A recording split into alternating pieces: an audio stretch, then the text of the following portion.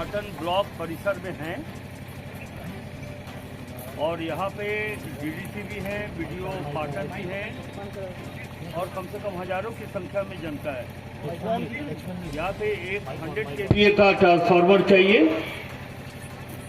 ताकि सिलाई मशीन जो प्रशिक्षण के लिए जो यहाँ पे पड़ा हुआ है वो पावर नहीं रहने के कारण ऑपरेट नहीं हो रहा है। 200 kVA का चाहिए होगा। कनेक्शन का अप्लाई किया हुआ है, हाँ।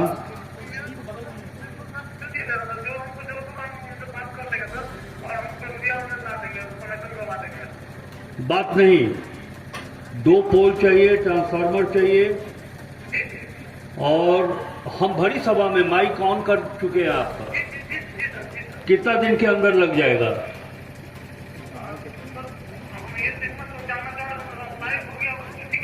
अप्लाई हो चुका है? नहीं, जला हुआ नहीं, अप्लाई किया हुआ है। हाँ, तो एस्टिमेट बना करके समय बताइए। 1 महीना लगाएंगे जी ना। हेमंत सोरेन की सरकार में 15 दिन। ठीक है।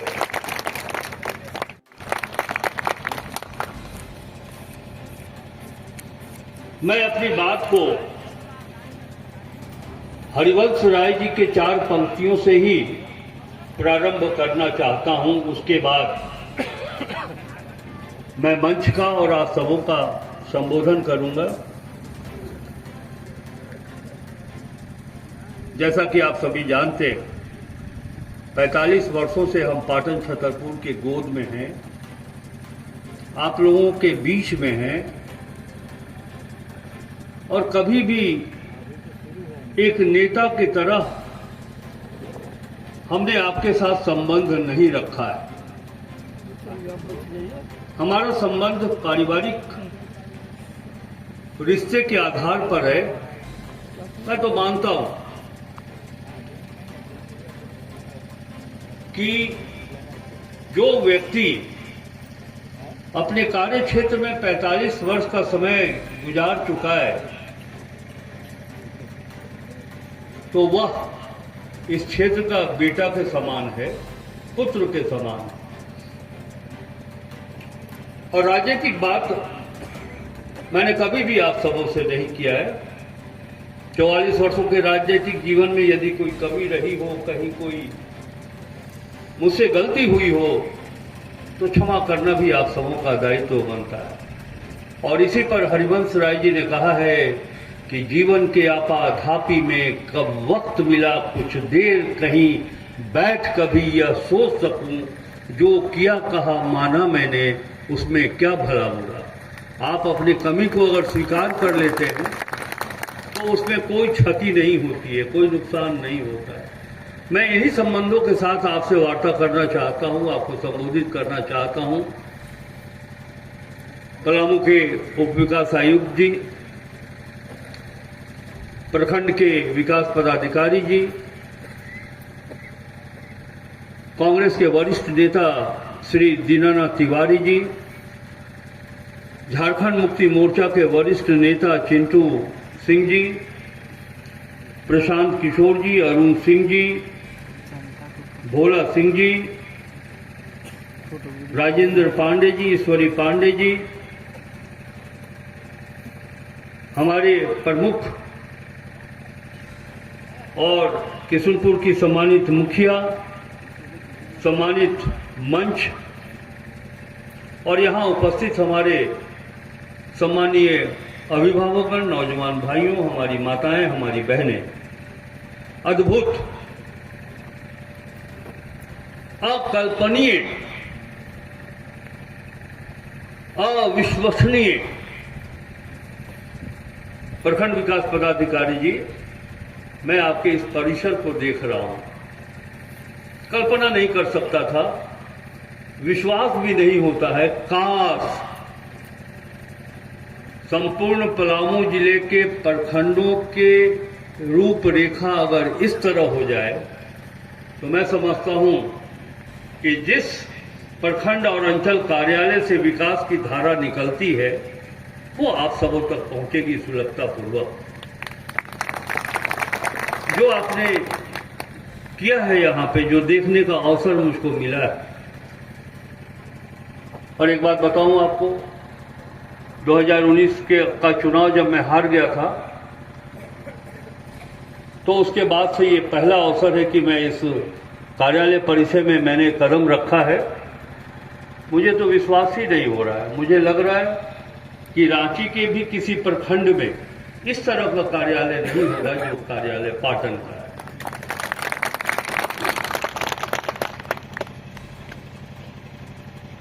हम ये गुजारिश करेंगे सरकार की तरफ से, इस क्षेत्र के जनप्रतिनिधि होने के नाते, कि जितनी साज सजावट हम लोगों ने इस परिसर के अंदर की है उतना ही सौंदर्य, उतना ही साज सज्जा मेरे अंदर भी होनी चाहिए और प्रशासनिक पदाधिकारियों के अंदर भी वो दिखनी चाहिए। मैं समझता हूं कि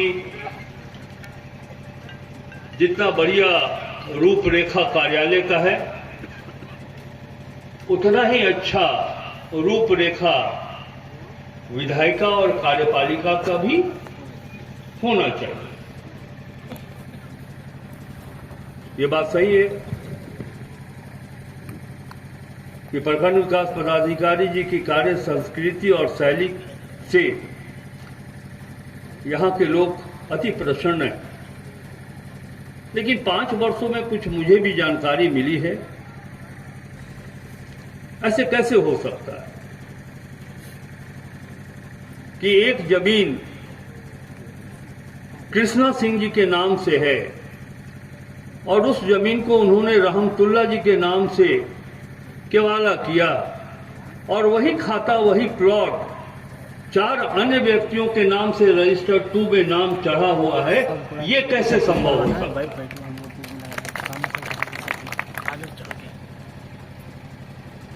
और कई उदाहरण मेरे पास है जो पाटन अंचल से इस प्रकार की गतिविधियां की जाती रही।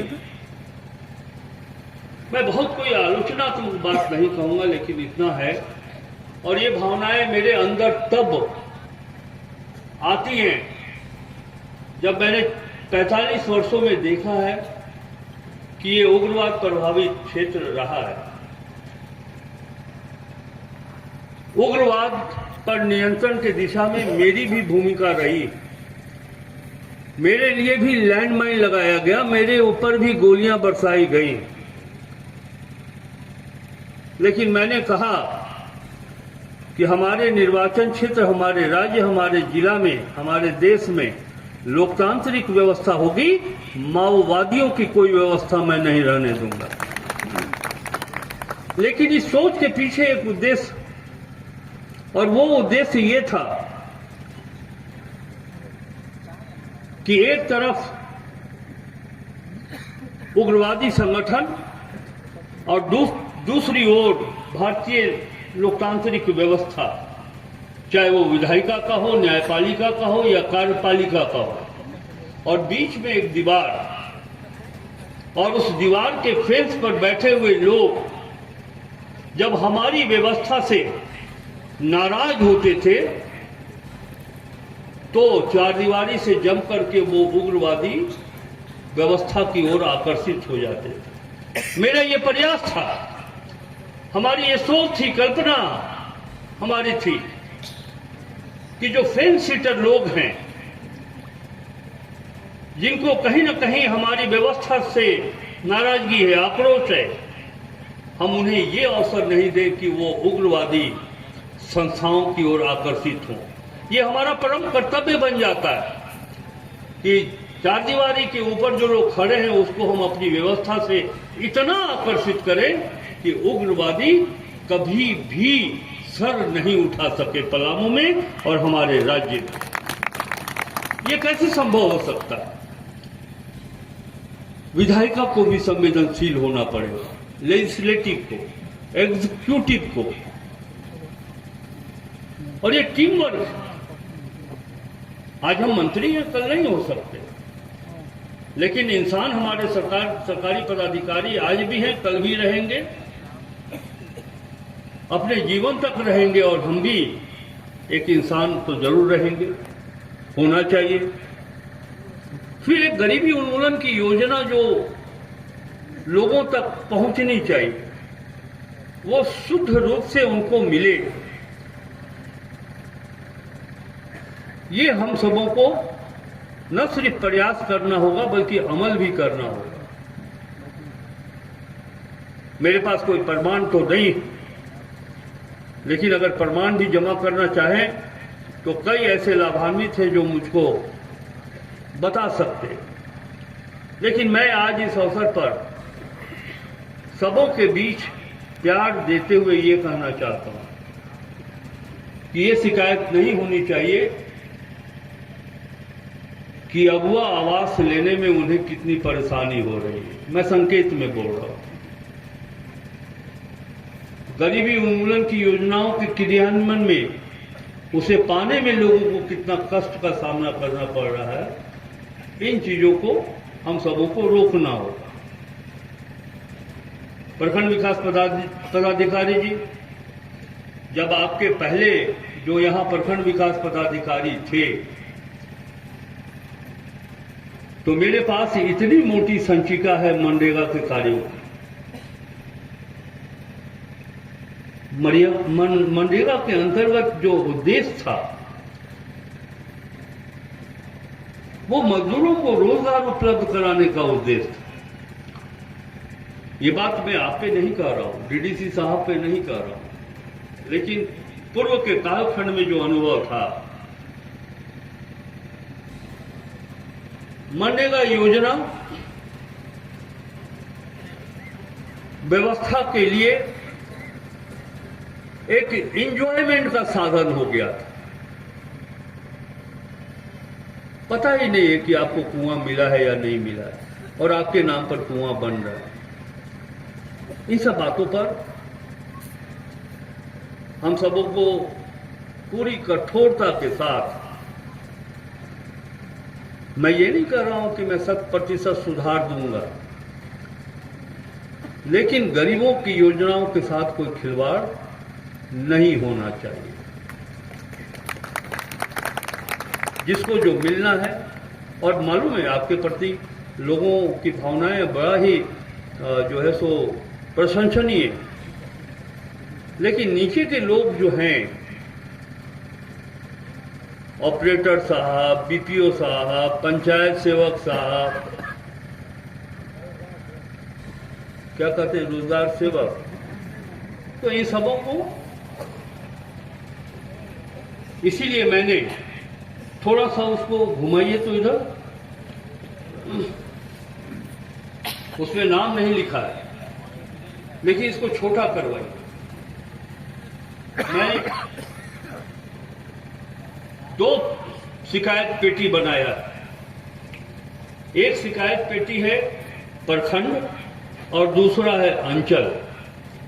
प्रखंड स्तर पर अगर कहीं कोई गंभीर अनियमितता हो रही हो तो आप अपनी शिकायत उस पेटी में डाल दीजिए। अंचल स्तर पर कहीं गड़बड़ी हो रही हो तो वो आप उस पेटी में डाल दीजिए। 1 हफ्ते में मैं अपने किसी प्रतिनिधि को नियुक्त करूंगा जो 1 हफ्ते के अंदर ताला खोल करके, और चाबी रहेगी वीडियो साहब के पास, 1 हफ्ते के अंदर आप उसको निकालिएगा। हफ्ता पूरा होने पर मैं आपसे कलेक्ट कर लूंगा, और गंभीरता को देखते हुए राज्य में एक मंत्री होने के नाते जो भी कार्रवाई करनी होगी, उस कार्रवाई से राधा कृष्ण किशोर का कदम पीछे नहीं हटेगा। तो ये आपकी सूचना के लिए मैंने इस बक्से को यहां पर रखवाया है। साइज छोटा और ऊपर में लेटर बॉक्स के ऐसा, हाँ, छोटा करवाइए। उसमें तो ऐसा लगेगा कि राधा कृष्ण किशोर मनरेगा को रख दिए। देखिए, सबसे बड़ी बात है, 5 मिनट समय लेते हैं। सबसे बड़ी बात यह है कि आप अपने जीवन में क्या चुनते हैं, कितना बढ़िया चुनते हैं। प्रशांत ने अपने संबोधन में बहुत अच्छी बात कही कि जब आप कार्यपालिका के क्षेत्र में, विधायिका के क्षेत्र में, न्यायपालिका के क्षेत्र में अगर आप विजनरी दृष्टि रखने वाले लोगों का चयन नहीं करिएगा तो फल कभी भी अच्छा नहीं मिलेगा। इसके पहले भी आजादी के बाद से लेकर के 2023 में आपने कार्यभार ग्रहण किया, नवंबर 2023 में। उसके पहले कितने वीडियो थे, लेकिन ये विजन तो नहीं था कि भाई एक पार्क बना दो, एक व्यायाम का स्थल कर दो ताकि शहर के लोग, पाटन शहर के लोग आएं, शरीर को स्वस्थ रखने की दिशा में व्यायाम करें। वृक्षारोपण की बात आपने की है, ये विजन पहले नहीं था। ये ऐसे पदाधिकारी जिनके पास एक दृष्टि है, एक भविष्य की कार्य योजना है, तभी इसका फल आपको दिखाई पड़ रहा है। अब जीवन में हम हर चीज बढ़िया चाहते हैं, हम डॉक्टर बढ़िया चाहते हैं, हमारा इलाज कर दे, हम स्वस्थ हो जाएं, हम शिक्षक बढ़िया चाहते हैं कि हमारे बच्चों को बढ़िया पढ़ा सके। हम जब सब्जी खरीदने जाते हैं तो गोभी भी चुन कर लेते हैं। हम जब अपने बेटे के लिए बहू खोजने जाते हैं तो भी उससे पूछते हैं कि बेटी कहां तक पढ़ी लिखी हो। लेकिन जब हम विधायक चुनने जाते हैं तो ये नहीं देखते हैं कि उसकी योग्यता क्या है। विधायक का अर्थ ये नहीं है कि 200 फीट रोड और नाली। विधायक का अर्थ है कि पाटन ऐसे शैक्षणिक पिछड़े हुए जगह में डिग्री कॉलेज की स्थापना हो, ये विधायक की जिम्मेवारी। और मैं राज्य सरकार से बात करूंगा, मैं मुख्यमंत्री जी से बात करूंगा कि पाटन प्रखंड मुख्यालय में एक डिग्री महाविद्यालय की स्वीकृति वो प्रदान करें। वैसे हमारे पास तो विधायक निधि है, लेकिन मैंने कभी 200 फीट रोड नहीं दिया है। रोड अगर बनना है तो मैं तो अपने विधायक निधि से 40-40 लाख रुपया एक योजना पर दिया है। मैं बात इसलिए कह रहा हूं, विजन क्या है आपके पास? और विजन नहीं है तो वोट करते जाइए, कोई फर्क तो पड़ता नहीं है, व्यवस्था इसी तरह से चलती जाएगी। मैंने ये भी कहा है कि ये मेरे राजनीतिक जीवन का उत्तरायण है।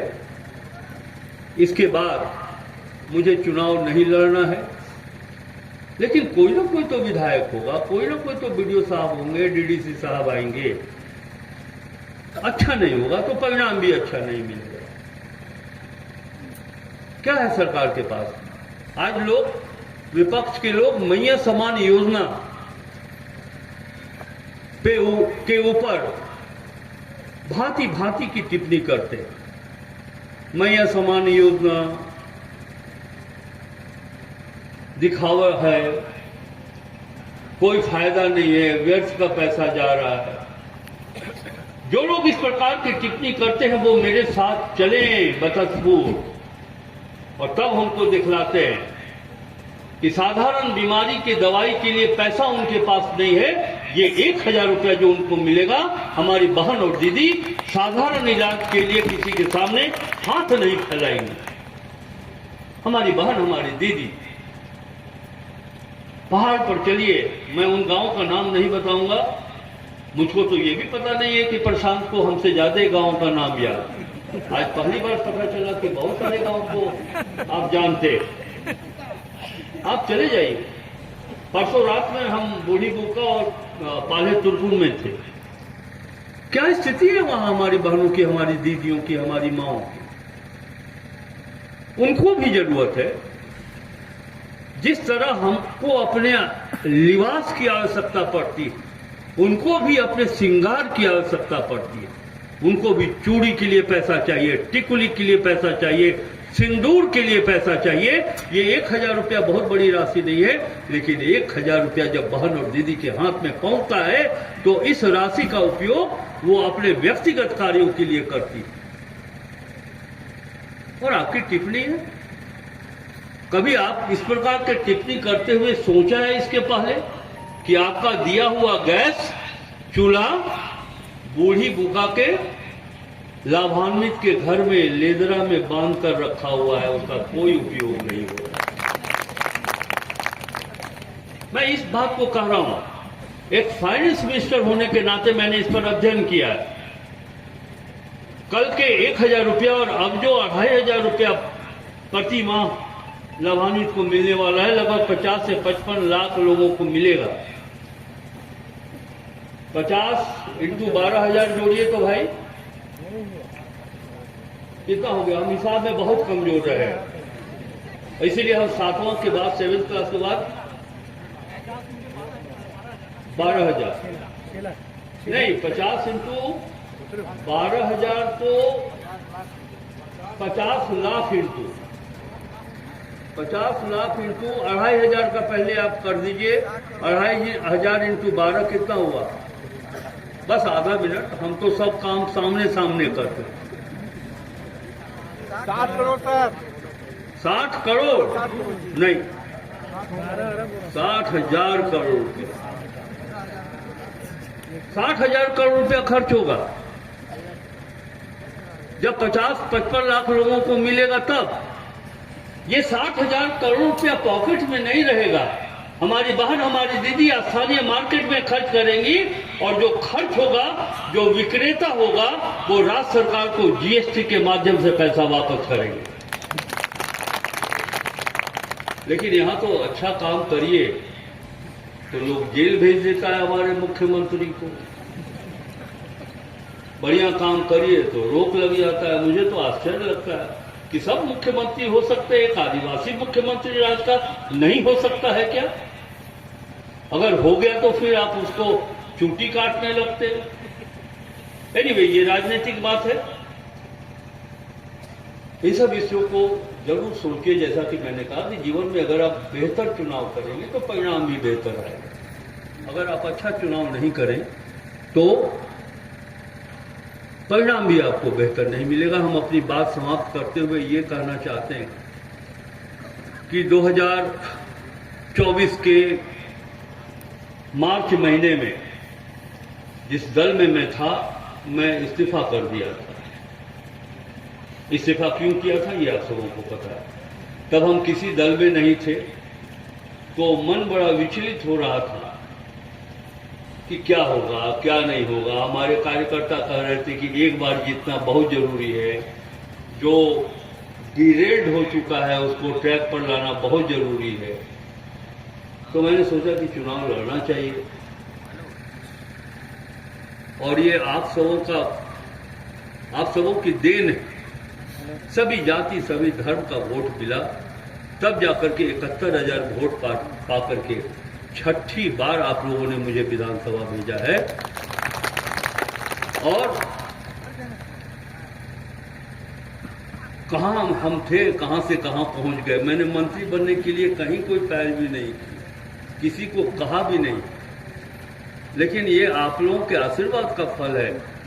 मैं आभार व्यक्त करना चाहता हूं सोनिया जी के प्रति, राष्ट्रीय अध्यक्ष मल्लिकार्जुन खड़गे जी के प्रति, राहुल जी के प्रति, प्रियंका जी के प्रति, अपने मीर साहब के प्रति, केशव मातो कमलेश हमारे प्रदेश अध्यक्ष हैं, कि आप लोगों ने जिता कर भेजा और इन लोगों ने मुझे इस पद पर बैठा दिया। हम तो बहुत घबराए हुए थे कि क्या होगा नहीं होगा। तब 4 पंक्ति से मैं बड़ा प्रेरित हुआ हूं। हम तो राजनीति के रास्ते पर चल रहे थे, निश्चितता तो थी नहीं, क्या होगा क्या नहीं होगा। एक वक्त तो ऐसा आया कि लगा कि छोड़ दें क्या, जिस रास्ते पर चल रहे उस पर थे छल पड़े हुए। यानी कि उबड़ खाबड़ डिस्टर्बेंस था, बाधाएं थी। जिस रास्ते पर चल रहे उस पर से छल पड़े हुए, कुछ देर के लिए मेरे माथे पर थे बल पड़े हुए।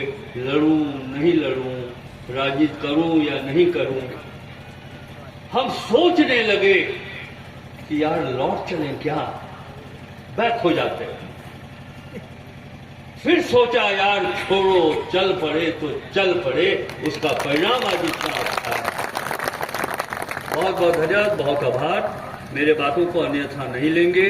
जो कुछ भी हम लोग करेंगे मिलकर के समाज के लिए करेंगे, समाज बेहतर होगा तो व्यवस्थाएं भी बेहतर होंगी। बहुत बहुत धन्यवाद, बहुत आभार।